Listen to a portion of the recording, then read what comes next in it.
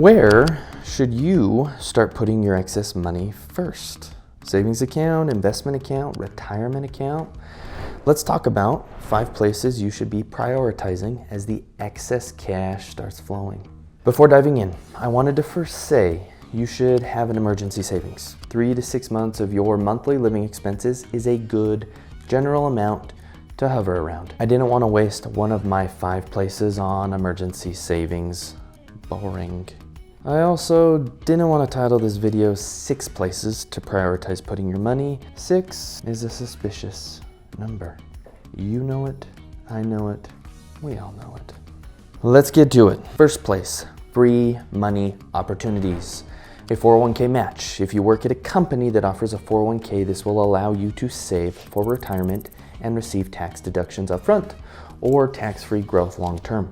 Employers will often offer a company match within a 401k, meaning if you elect to defer a percentage of your salary into the 401k, they will match it. It could look something like a $1 match for every $1 you contribute up to 4% of your salary. If you make $100,000 and deferred 4% or $4,000, your company would put an additional $4,000 in.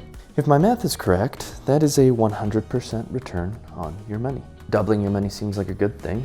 I don't know. This is free money. Take advantage of a company match if you have one, like right now if I were you. An employee stock purchase plan, or ESPP. This is a company-run program where employees can purchase the company stock at a discounted price.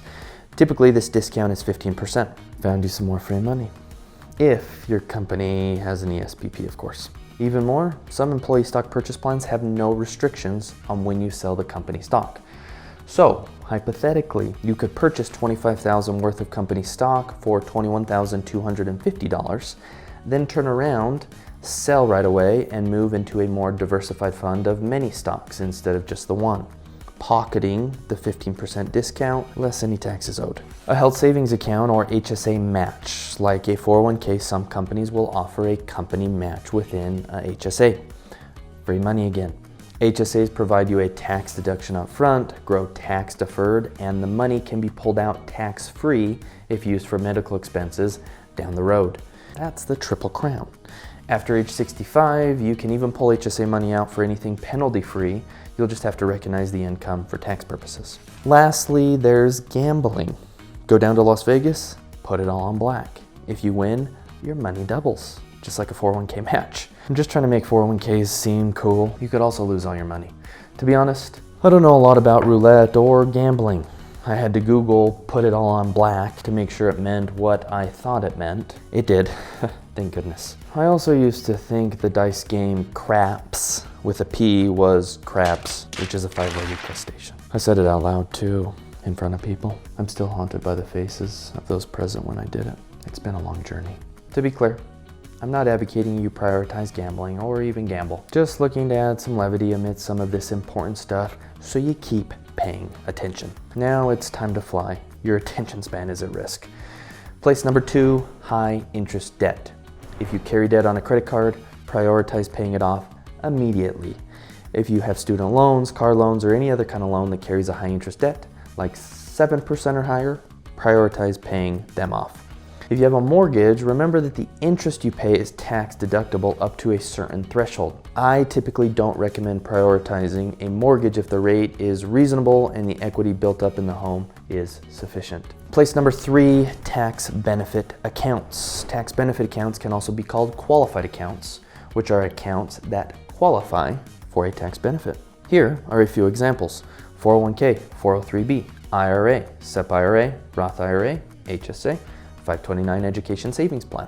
Each of these types of accounts provides some kind of tax benefit, but also come with varying limitations. How much you can put into them, how many you can actually participate in, when you can pull money out, or even what you can spend the money on for an HSA or 529 plan.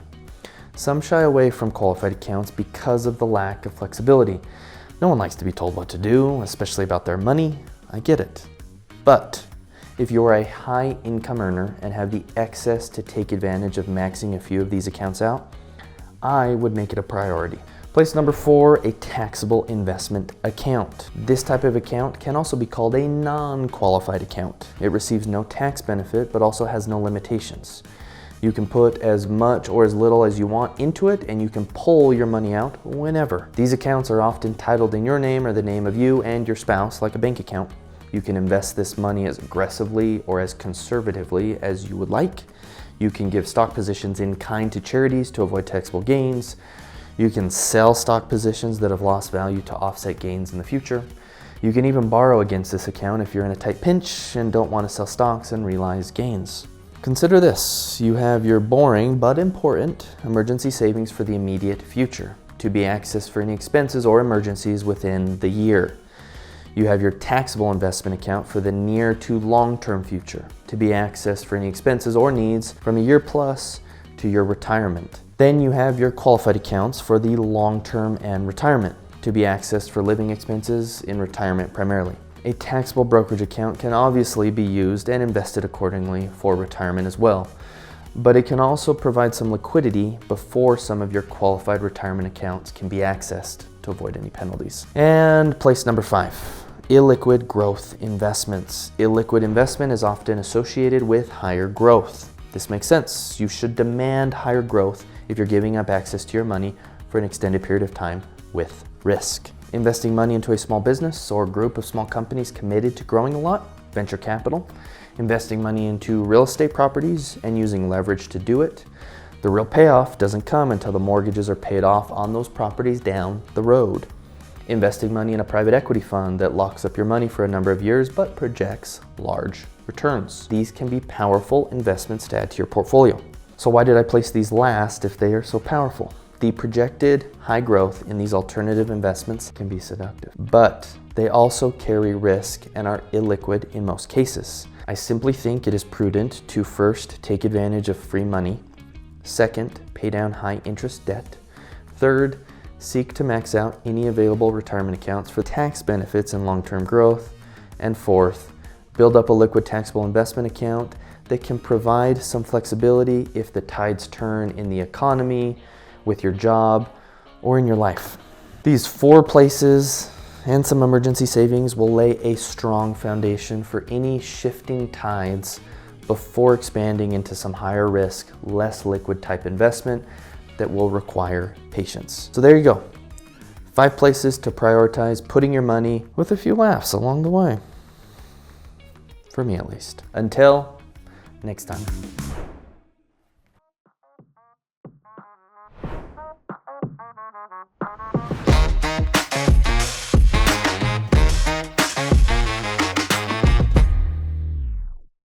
You know it, I know it.